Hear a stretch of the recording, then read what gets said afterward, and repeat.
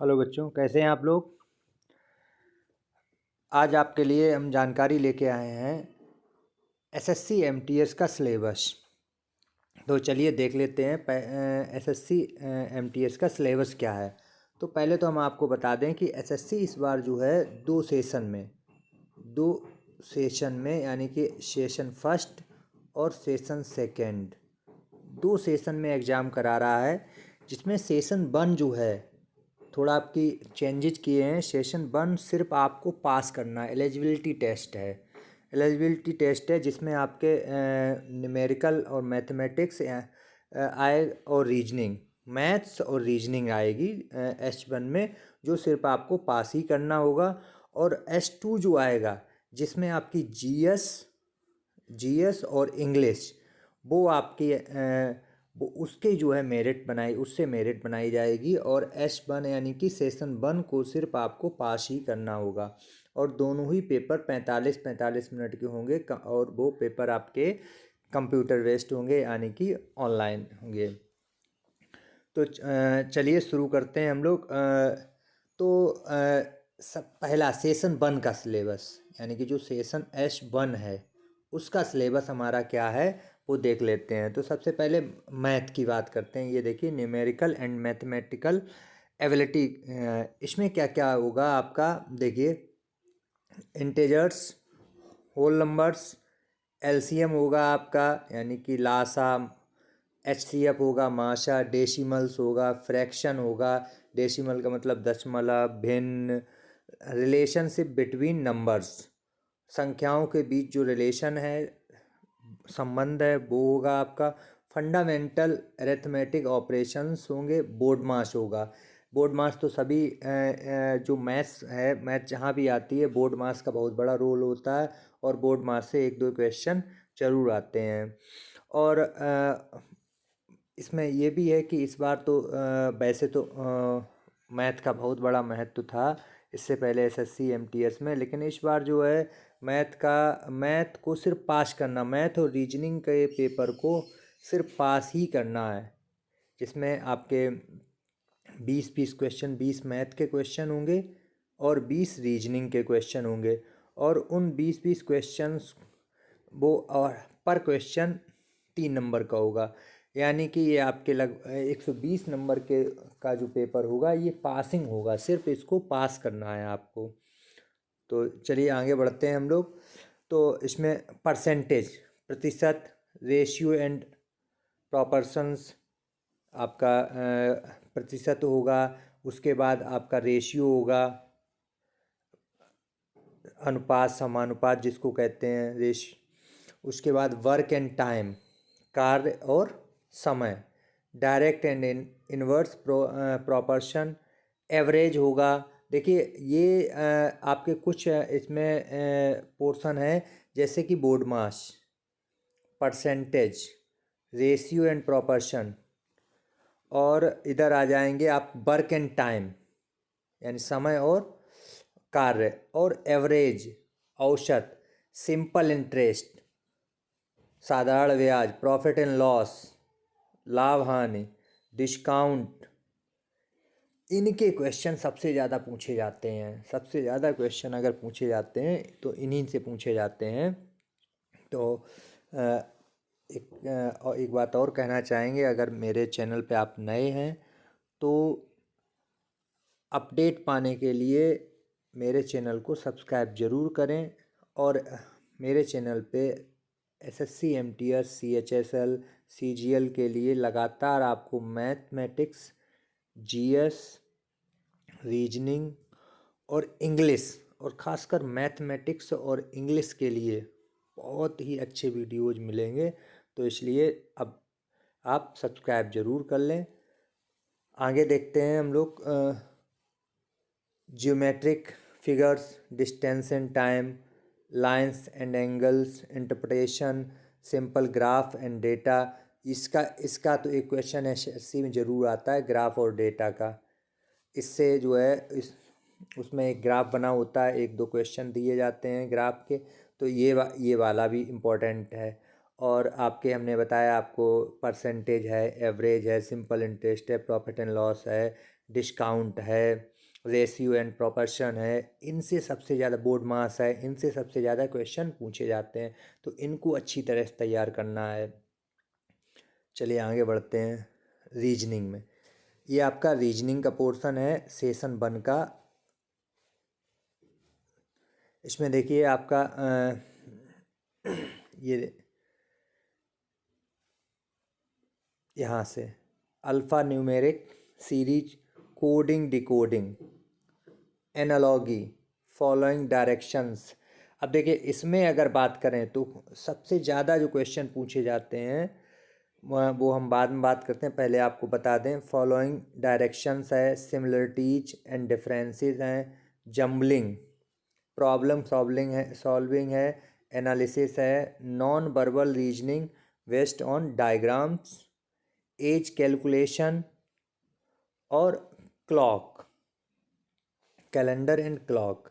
तो इसमें सबसे ज़्यादा अगर पूछे जाने वाले क्वेश्चन है वो कोडिंग से पूछा जाता है एसएससी में ज़्यादा, एनालॉगी, इसको समरूपता या सादृश्यता भी कहते हैं, डायरेक्शन दिशा, सिमिलरिटी जो differences, problem solving, non verbal diagram, as calculation और कैलेंडर, इनसे क्वेश्चन खूब पूछे जाते हैं। तो ये पोर्शन आपका हो गया ऊपर वाला सेशन 1। ये आपका हो गया सेशन 1 S1, यानी कि सेशन 1 जो कि 45 मिनट का होगा। 40 क्वेश्चन होंगे, 20 रीजनिंग के होंगे और 20 मैथ के होंगे। 120 नंबर के होंगे, 3 नंबर का एक क्वेश्चन होगा और ये सिर्फ पास करना है। लेकिन जो सबसे ज़्यादा हमें जिस पे ज़्यादा ध्यान देना है वो आपका रहेगा ये वाला पोर्शन सेशन 1। सेशन 2 यानी कि सेशन 2 जो है जिसमें जनरल अवेयरनेस और इंग्लिश लैंग्वेज और कम्प्रहेंसन आएगा, इस पे हमें सबसे ज़्यादा फोकस देना है क्योंकि हमें मेरिट इसी से तैयार करवानी है, मेरिट इसी से तैयार होनी है। तो इस पे सबसे ज़्यादा ध्यान देना है। तो देखिए इसमें जनरल अवेयरनेस में क्या है, the board coverage of the test will be on social studies, history, geography, art and culture, civics, economics. देखिए जनरल अवेयरनेस में हिस्ट्री, अब हिस्ट्री का मतलब क्या है, हिस्ट्री आपको पढ़नी तो पूरी पूरी पढ़ेगी इसमें, लेकिन ये है कि जो आपकी आधुनिक इतिहास है, आपका जो मॉडर्न हिस्ट्री है, सबसे ज़्यादा क्वेश्चन वहाँ से पूछे जाते हैं। लेकिन ऐसा नहीं है कि मीडिएवल से नहीं पूछे जाते हैं या प्री से नहीं पूछे जाते हैं, यानी तो पूछे सभी से जाते हैं। लेकिन आपको सबसे ज़्यादा जो क्वेश्चन पूछे जाते हैं वो आधुनिक से पूछे जाते हैं, लेकिन आपको पढ़ना पूरा है। ज्योग्राफी के भी आपको वीडियोज़ मिलेंगे आपके मेरे चैनल पर। फिर आर्ट एंड कल्चर, आर्ट है, कला और जो हमारी सभ्यता है उससे संबंधित जो क्वेश्चन हैं वो भी पूछे जाते हैं। सिविक्स, इकोनॉमिक्स, अर्थशास्त्र के कुछ क्वेश्चन आएंगे। और आपको बता दें कि इसमें आपको करंट जीएस का भी पोर्शन रहता है जो आपके 25 क्वेश्चन, इसमें जनरल अवेयरनेस के 25 क्वेश्चन आएंगे, 25 इंग्लिश के आएंगे। तो 25 में से आप 5 से 7 क्वेश्चन आप मानिए करंट जीएस के आएंगे जो देश दुनिया से संबंधित होगा।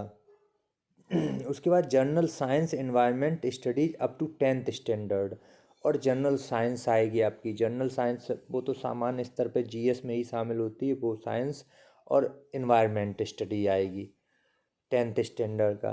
5-6 क्वेश्चन आप ये मानिए कि साइंस और एनवायरनमेंट स्टडीज से भी आने के चांसेस रहेंगे। इस पर भी आपको फोकस देना है। यानी कि जनरल अवेयरनेस अगर आप इसमें 20 मार्क्स तक कर लेते हैं, आपको 20 मार्क्स तक करने की कोशिश करनी होगी, और 20 मार्क्स इंग्लिश में, तो समझ लीजिए आपका 100% सिलेक्शन होने के चांस। यानी 20 मार्क्स का मतलब 20 क्वेश्चन है, 20 मार्क्स नहीं है। इसमें भी 20 क्वेश्चन है, 20 मार्क्स नहीं। 20 क्वेश्चन का मतलब हो जाएगा आपका मल्टीप्लाई 3 से करेंगे तो 1 से वो 60 यानी कि 60 नंबर, 60 इसमें 60 इसमें, टोटल 75 नंबर का एक पोर्शन होगा ये, 75 नंबर का जीएस का और 75 नंबर का इंग्लिश का। एक क्वेश्चन 3 नंबर का होगा। चलिए अब इंग्लिश की बात कर लेते हैं। इंग्लिश में देखिए, इंग्लिश लैंग्वेज एंड कंप्रहेंशन एक पैरा आएगा, पैरा से रिलेटेड जो है एक कुछ क्वेश्चन पूछे जाएंगे, और इंग्लिश लैंग्वेज में ग्रामर आपकी होगी। यानी कि इसमें देखिए candidates understanding of the basics of English language, its vocabulary, grammar, sentence structure, synonyms, antonyms and its correct usage. देखिए बड़ा छोटा सा लिखा है इंग्लिश के लिए, लेकिन आपको ध्यान देना है कि वोकेबलरी पूरी, वोकेबलरी में आपके antonym, synonyms, one word substitution, idioms, phrases, homophones, ये दुनिया के आते हैं, और करेक्शन वगैरह के ये सब कुछ आता है। उसके बाद स्पेलिंग मिस्टेक्स वगैरह, और ग्रामर की अगर बात करें तो इसमें पूरी ग्रामर की है। ग्रामर में आपको समझिए कि हर सबसे ज़्यादा इम्पोर्टेंट है इसमें parts of speech, parts of speech बहुत इम्पोर्टेंट है। पार्ट्स ऑफ स्पीच के हमारे लगातार वीडियो चल रहे हैं, इसमें आपको नाउन, प्रोनाउन, वर्ब के इनके इनसे सिंटेक्स के इनके यहाँ तक हो चुका है। आगे के आपको लगातार वीडियोज मिलते रहेंगे। तो पार्ट्स ऑफ स्पीच ऐसे मानिए कि आप का 50% जो पेपर में जो क्वेश्चन आएंगे वो यहीं से आ जाएंगे, पार्ट्स ऑफ स्पीच से। अगर आप इसको अच्छी तरह से तैयार कर लेते हैं तो आपका सिलेक्शन 100% है। तो पार्ट्स ऑफ स्पीच पे बहुत ध्यान देना है। तो पार्ट्स ऑफ स्पीच हम भी आपको जब शुरू करेंगे पढ़ाना तो वो यहीं से स्टार्ट करेंगे, पार्ट्स ऑफ स्पीच से ही। तो चलिए, जो पार्ट्स ऑफ स्पीच में मेरा जो अगला वीडियो होगा वो आपका एडजेक्टिव का होगा, और एडजेक्टिव से एक क्वेश्चन ज़रूर आता है यहाँ पर, तो उसको पढ़िएगा, ध्यान दीजिएगा। आगे इसके बाद ग्रामर में आपका आ जाता है डायरेक्ट इनडायरेक्ट, डायरेक्ट इनडायरेक्ट है, एक्टिव पैसिव है, सिंथेसिस है, प्रीपोजिशन है। प्रीपोजिशन तो आपकी पार्ट्स ऑफ स्पीच में ही आ जाएगी। उसके बाद प्रीपोजिशन के बाद अगर आते हैं तो ये एंटोनियम सिनोनियम ये तो उसमें अलग आ जाएगा। और उसके बाद प्रीपोजिशन आएगा। उसके बाद आर्टिकल्स, आर्टिकल का भी एक क्वेश्चन ज़रूर आता है।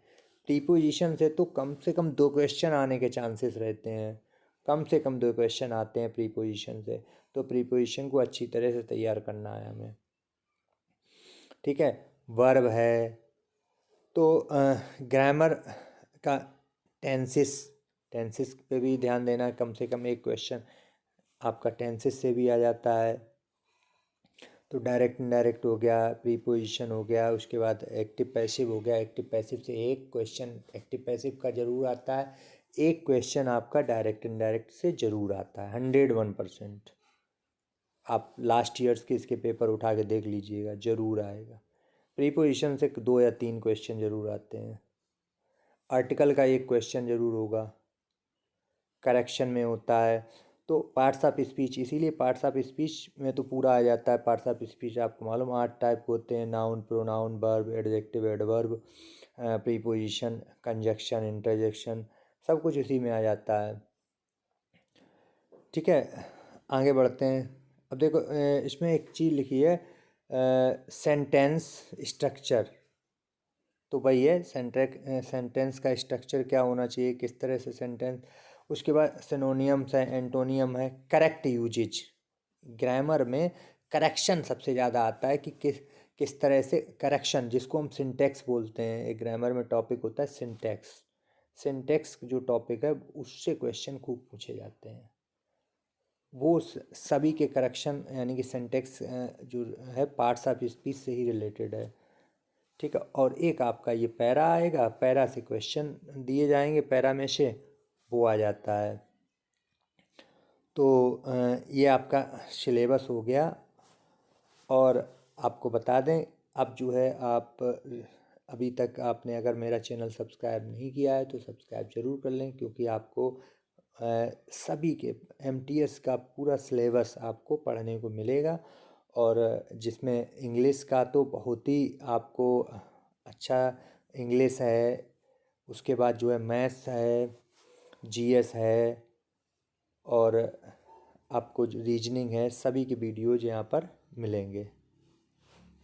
धन्यवाद।